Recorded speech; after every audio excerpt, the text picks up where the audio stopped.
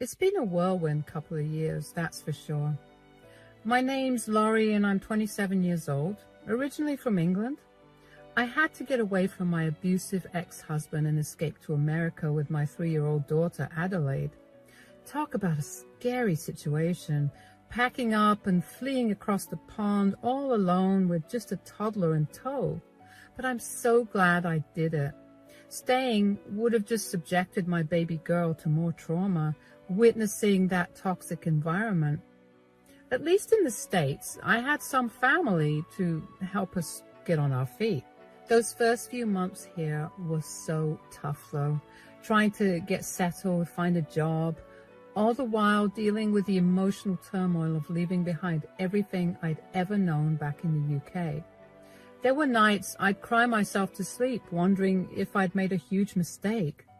How could I provide a good life for my daughter practically on my own in a strange new country? I never thought I'd take a chance on love again after what I went through with that monster ex of mine. The physical and mental scars from his abuse ran so deep, you know? It felt like part of me had just closed off and accepted that I'd be a single mom struggling to make ends meet forever. But then, a few months after arriving in the States, I met Reed, and my entire world shifted. He's a 30-year-old baseball player, a total hunk with arms like tree trunks. Stupid handsome, you know. He had this undeniable charisma about him, too, that just drew me in from the moment we met through a mutual friend I had managed to make at the airport. Talk about small worlds, huh? We hit it off instantly. His smile, his charm, his sense of humor, it all worked its magic on me hard and fast. I tried to take things slow at first, though. Didn't want to rush into anything after my traumatic past, especially with Adelaide to think about. My baby girl had already been through enough. I'm just not sure I'm ready to put myself out there again after everything. It's been really tough. Of course, I'll take it at whatever pace you need. I just think you're wonderful, though, and Adelaide is a total sweetheart. I'd love to spend more time with both of you. I can't stop thinking about you. You make me so happy. Ladies, take note. This is what we call love bombing. Anyway, I try not to beat myself up too badly about all of this because I don't know any better. And how could I? Reed was just different, you know. Ugh, aren't they all at first?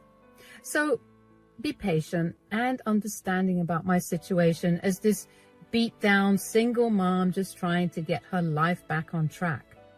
And from day one, he adored Adelaide. He was a total natural with her in a way I'd never seen from a guy before. Not even her own father had a better grip on her than he did. Seeing how amazing Reed was with my daughter definitely made me fall for him hard. Call it trauma bombing or downright stupidity, but before I knew it, we started dating after 3 months of knowing each other. Things were going great and I couldn't have been happier. We were moving really fast, but you can't see red flags when you wear rose-colored glasses, right? So just 8 months after going steady, this too-good-to-be-true baseball hunk of a stud got down on one knee and proposed. We were on vacation in Fiji, and that's when he popped the question right on the beach in the dead of night, with the beach lit up with all these beautiful candles. I was over the moon, completely dazzled. For the first time, I really felt like I could have a family I'd always dreamed of, a loving partner and a stable home for Adelaide. I mean, I couldn't be a single mom forever, right? I didn't deserve that, and neither did Adelaide. When we arrived back home from our little vacation, his mother greeted me with beaming eyes. I was so shocked to see someone so accepting and kind. She was your typical American mother, plump and kind, just a bowl of happiness ready to give and give and give, and she absolutely adored Adelaide.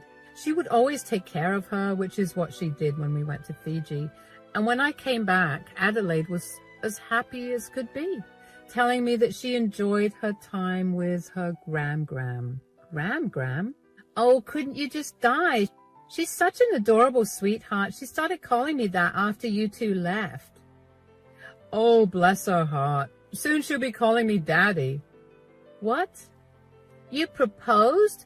Oh, Reed, you said you'd do it when I was present. I wanted to see the look on her face. Sorry, Mama, that was the plan, but, well, I just couldn't help it. I just couldn't go one more day knowing that I didn't claim her as mine. My fiancée, and very, very soon, she'll be my wife. Oh, my goodness, I'm still reeling from everything. I just can't believe that you'd want to be with someone like me. Well, you better believe it, baby. I'm in this for the long haul. You're everything to me. I can't believe I met you, but I'll thank my lucky stars every day. We moved right into Reed's gorgeous house right after the proposal. I thought that it was high time I stopped leeching off my very gracious aunt who was taking care of us. I wish I listened to her when she told me that we were moving too fast and that I should be careful. Maybe I wouldn't have gotten into this mess, but you live and you learn, I guess. Everything seemed absolutely perfect at first. He showered us both with so much love, affection, and thoughtfulness, not to mention gifts, a whole truckload of gifts, especially for wee baby Adelaide, who just couldn't get enough toys. I'd never experienced this before, so I was lapping it all up. We started planning this lavish wedding ceremony, and his pro baseball career was really taking off too, especially when we were out and about, being snapped occasionally by some paparazzi. He had some worries about making it big, considering he was already 30 years old, but I believed in him, and he was doing everything in his power to put himself out there and make people know his name. But I didn't care if he was going to be the next Babe Ruth. I was just deliriously happy with my man, you know, like I'd finally found the light at the end of a long, dark tunnel. That's what made the truth about Reed and his mother so hard to accept when I discovered it, and why I was completely blindsided by the whole sickening thing.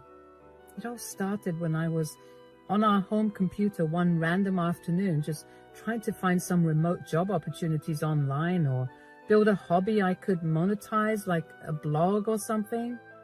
I still wanted to have my own income stream, some sense of independence, you know. Well, I pulled up the email app without thinking, since Reed had left it open after using the laptop earlier that day, and that's when I saw it. A bunch of emails from his mother, Gail, that just made my blood run ice cold. She kept going on about how she knew ways to get rid of me, talking all this sickening smack. My heart plunged straight into my stomach reading lines like that. It brought me right back to those darkest days with my abusive ex, when I lived in constant fear of setting him off and suffering his rage. I started shaking uncontrollably, feeling sick to my very core, because in those emails, Gail talked about planting false evidence to make it look like I was an unfit mother who abused sweet little Adelaide. Her whole plan, which apparently Reed was in on too, was to turn him into a single dad caring for his daughter alone. Why? So he could be rebranded as this upstanding all-American hero in the public eye instead of some washed-up athlete with a troubled past. Don't you see, sweetie? This works out perfectly. We'll start now so that when the time comes, let's say in about a year or so, the judge won't even entertain any idea of giving her any custody. By the time we're done with her, she'll wish she was back home with her baby daddy. We need to be careful about this, Ma. This could go really bad if we don't think of every single step. Don't you worry, sweetie. This is going to work out just fine. She's so gullible, too. What sort of woman would sign her life away to a man she hasn't even known for a year? What did I tell you, Mom? It's the glitz and the glam. She thinks I'm swimming in cash, but she won't know what hit her when she sees me on a yacht while she's rotting away in prison. Apparently, my future mother-in-law thought positioning Reed as a sympathetic single father would be amazing PR that could revive his baseball career. Just crazy. She wanted to cover up some old drug charges Reed supposedly had by totally flipping the narrative, making him out to be this beacon of virtue solely dedicated to raising this kid after his wife, me, was outed as an abusive monster. Can you even believe that? Using an innocent child as nothing more than an image ploy. It made me feel disgusted. For most of my life, I'd been the one abused and mistreated, the one cowering in fear, but not this time. I wasn't just going to sit back and let them try to take my baby from me based on a bunch of twisted lies. I knew I had to play things smart here and gather as much evidence as I could first before making my next move. Over the next several days, I became almost obsessive going through all the saved emails between Gail and Reed over and over again. With each new revolting piece of their sinister plot I uncovered, I felt more and more sickened by what these two people I trusted were capable of. It was like I'd been transported into some nightmarish parallel dimension where your own loved ones could be conspiring to rip your world apart. That's when I stumbled across one particular email where Gail reminded Reed to delete the home security camera footage from a couple of nights earlier. Apparently the punk had some kind of surveillance system installed without me knowing about it. His response to that email from dear old Mom, silence. He never said whether he'd gotten around to scrubbing that security tape. Well, that just opened up a goldmine of opportunity for me, didn't it? I waited until the next day when I knew he'd be gone to go on some press tour to make my move. I went rummaging through the security system. And sure as hell, there was crystal clear video from a few nights prior of Reed and his mother discussing their whole sick plan to take Adelaide from me. With my own eyes, I witnessed Reed readily going along with this whole demented scheme to flip the script and paint me as a danger to my own flesh and blood. Then we'll pin the drugs on her. Yes, exactly. We'll say that you were protecting her all these years and that you knew her from a long time ago, and that those drug charges I got were actually meant to be hers, but I was just covering for her. Oh my goodness, you're a genius. The ladies will eat that all up. Who knows, maybe you'll even get a better looking girl at the end of all of this when the ladies realize just how amazing you are. It would be even better if we get her hooked on it sooner, though. So, when would you want to start? Right after we get married. Not before? It might be suspicious. No one would suspect that I would sabotage my newlywed wife. It has to look legit, Mom. You're right. So how will you do it? You know how she enjoys her glass of wine every night? I'll start by stating that. You better make sure to do it somewhere with no cameras. Honestly, I don't even know why you've rigged the place like it's the goddamn Pentagon. Damn it, the cameras are watching us right now, huh? Yeah? Okay. Whatever, it's fine. I'm pretty sure the broad doesn't even know how to work a computer anyway. Just make sure you delete this, okay? She was looking around to find the camera in the corner of the room. Don't worry, Ma. I never forget to scrub anything I don't want people to see. We'll be fine. Well, apparently not, dear Reed. Apparently not. At that moment, watching those two people who I'd loved and trusted behave like unfeeling monsters, it was like a veil had been lifted. I saw Reed for the first time as nothing more than a calculated liar and master manipulator who'd played me like a damn fiddle in pursuit of fame and relevance. As for Gail, she was certifiable. This wicked shell of a woman who'd turn on her own grandchild just to selfishly further her son's failing career prospects. I copied that security cam footage over to a flash drive right then and there, trying to stay as calm as I could despite feeling utterly enraged. As much as I wanted to just explode on Reed and Gail in that moment, hurling obscenities and insults while flinging every last possession of theirs out a window, I knew that wouldn't accomplish anything. They just deny everything, try to gaslight me the same way abusers always do, or much worse, maybe they'd harm me or even Adelaide. This was a whole new ballpark, nothing like my abusive, dirt poor ex. These people had money, and if they were planning on planting false evidence on me, I'm sure they'd be able to do it in such a perfect and seamless way, making me look crazy because they could pay whoever to say and do whatever. Very scary stuff. I needed to catch them red-handed somehow, get this vile pair to openly admit to their twisted scheme in a way that could never be disputed, a way that would completely destroy their credibility while proving my innocence beyond any shadow of a doubt.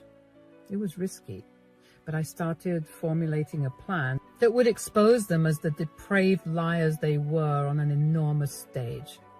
Our engagement party was coming up in a couple of weeks, an event sure to be attended by dozens of Reed's teammates, managers, various media people covering his baseball exploits, assorted family members, and whoever else. So in those days leading up to the party, I tried to act as normal as humanly possible around Reed and Gail. As hard as it was, I put on a brave face, pretending like nothing was wrong whenever they were around Adelaide and me. I didn't want to risk spooking them at all, potentially causing those snakes to try and move in desperation before I could pull off my expose. Finally, the night of the big engagement bash arrived. My nerves were basically shuttered window blinds at that point, but I had to keep up the facade of a beaming, excited, soon-to-be bride in front of the guests. My heart was pounding out of my chest, but I knew I had to do what I needed to do if it ever meant escaping. I wasn't going to wait for it to get worse like last time. It was time to make those two pay for the unforgivable hell they tried to put me and my daughter through. Once everyone had shown up, the fancy party area was packed full of Reed's minor league teammates, some media reporters from local sports outlets, various family members and other hangers-on there to revel in the festivities. The smug look on Gail's face as she surveyed the crowd of oblivious people made me want to vomit. But I contained my seething rage as the MC took the mic to officially kick off the festivities. Thanks for being here, everyone. Let's get us started. I'd like to invite the wonderful couple of honor, Reed and Laurie, to come up and say a few words. With a big fake smile plastered across my face, I grabbed the mic first before Reed could react. I told the guests, actually, before we start the speeches, I have a little surprise I've been working on for my wonderful fiancé, a special video compilation, if you will, looking back at our beautiful love story so far. The audience awed and oohed at my words, and Reed looked at me with surprise, but quickly masked it with feigned care. But after knowing what I knew that this was all just a facade. It made me sick to my stomach. Gail also looked a bit surprised, knowing that this wasn't part of the schedule. I'm sure they thought that I was that obsessed with him, making a lovey-dovey video because they were my saviors, but they didn't know what was coming. I went to the media booth that held the MC and the DJ and passed the flash drive that I had been holding on to dear life for the last couple of weeks. It was finally time. Those first few damning seconds began playing out of the speakers. Gail's shrill voice, crystal clear, callously talking about all the messed up things they had planned for me and my daughter, how they were going to falsely paint me as an abuser and try to take Adelaide away. I watched as Reed was startled, jumping up from his seat like he just sat on a hot potato. Everyone was listening intently to what was being said. Some were chuckling uncomfortably, thinking it was an act or something, so I had to clarify. Not too long ago, I discovered the real reason why Reed and Gail were just over the moon excited to be part of me and my baby's life. They were trying to use me, to use my baby girl for their own gain, and this is the proof. Everyone was murmuring now, and Reed was shooting daggers my way, wanting to lash out, but wanting to save face as he could hear the paparazzi cameras clicking away at the drama that was unfolding. Everyone was shifting uncomfortably in their seats, murmuring, looking appalled while their vile secrets were suddenly blaring for everyone to hear. He seemed paralyzed all of a sudden, searching for an ally in the crowd, but it looked like even his teammates were perplexed at this behavior. He was as pale as a ghost. He looked stupid, like a deer caught in blinding headlights. Gail was pale too, not believing what was happening.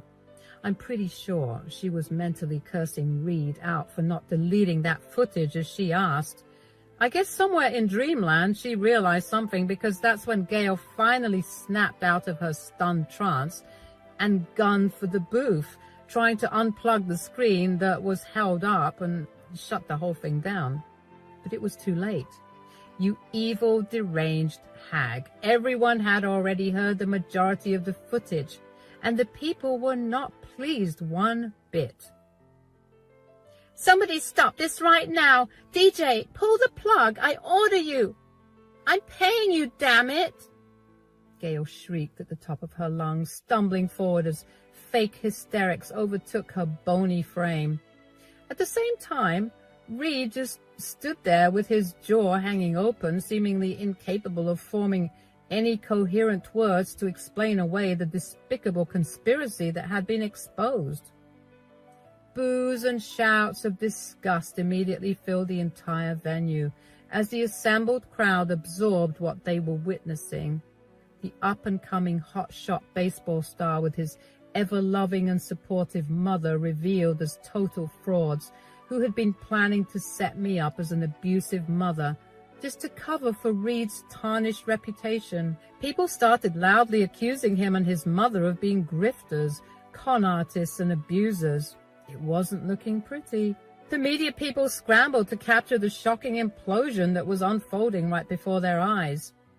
I just stood there, a satisfied grin spread across my face, as those two repulsive snakes I'd somehow fallen for had their true appalling colors bared for all to see. The celebratory mood at the engagement bash was officially in the gutter. Nice job, you heartless sociopaths. Reed finally seemed to regain just enough of his senses to attempt some half-hearted, last-ditch damage control. It's just a prank, everybody. You know me and my mom. We're just joking around. We would never do that. Come on, dude.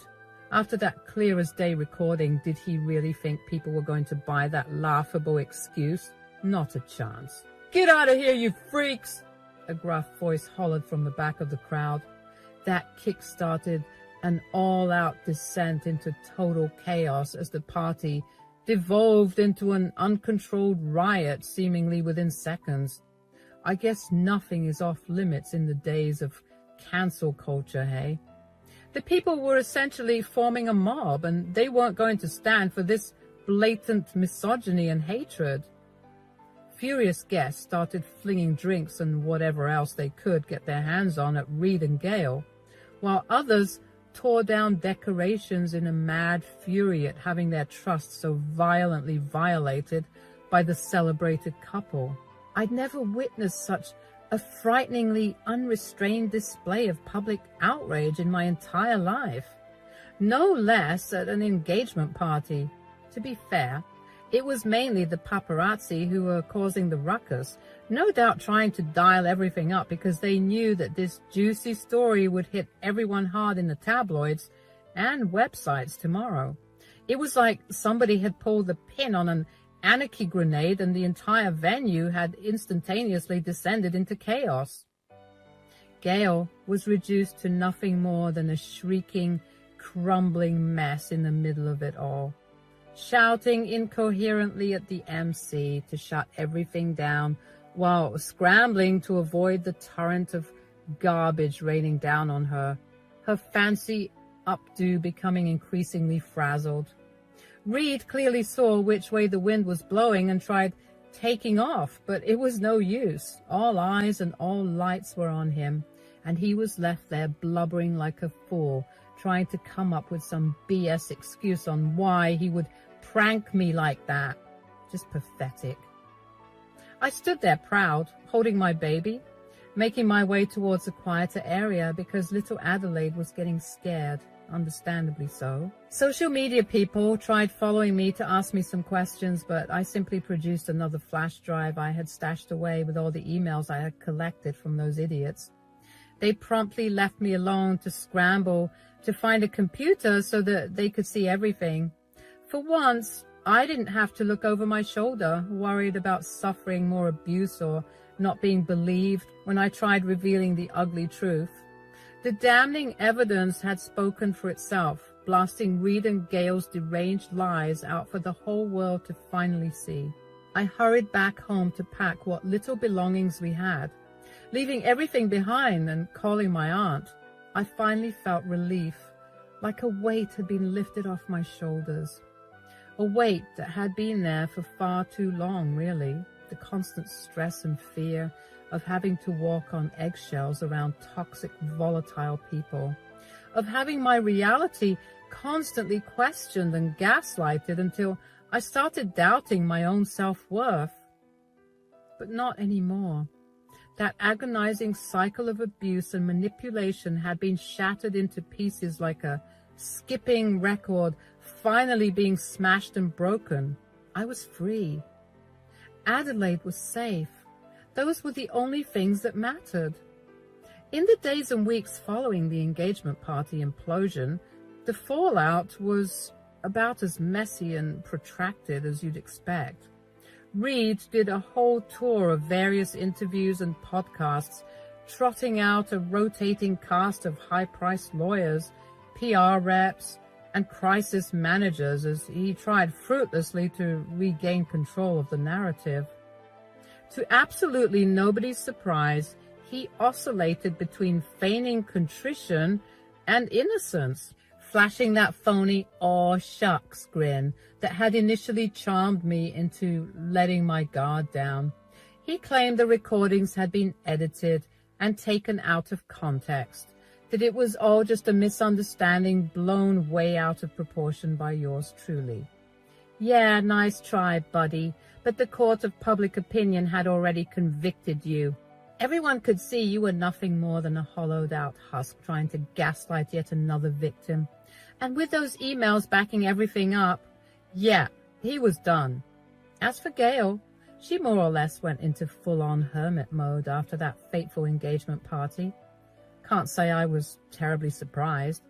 The vicious wrath of the internet absolutely terrorized her once the truth about her scheme came out. Memes and parody video edits portraying her as a cackling Disney villain-esque mother-in-law proliferated across every social media platform. Reporters camped outside her house for weeks, hungry for any pearl of comment or reaction about her involvement in the most unhinged family drama the world had ever witnessed. Lawsuits were threatened and complaints filed with the police about alleged harassment, but nothing really made a dent. She'd been exposed as a monstrous fraud who tried to destroy her own grandchild's life just to selfishly resuscitate her son's stagnant career, and the collective internet was not keen on letting her forget that anytime soon. Gail had tried to portray herself as some upstanding, genteel Southern woman, but all anyone saw now was the truth. Just an absolute soulless ghoul who deserved all the scorn headed her way. For my part, I was just relieved to be out of the spotlight and able to move forward with putting that waking nightmare family in the rear view. Sure, I did a few obligatory TV interviews in the immediate aftermath to help cement the public record with the truth. A lot of it was fairly indelicate, going over the abuse I'd suffered with my ex, my initial misgivings about Reed once I stumbled on those emails, the works. But I didn't care about humiliating them any further or clout chasing for fame off the back of their stunning fall from grace. My only aim was to re-establish my credibility and make it unequivocally clear that I was the real victim in all this. The evidence proved beyond any shadow of a doubt how Reed and his mother had engaged in a long-running plot to undermine and separate me from my own daughter. We did some counseling.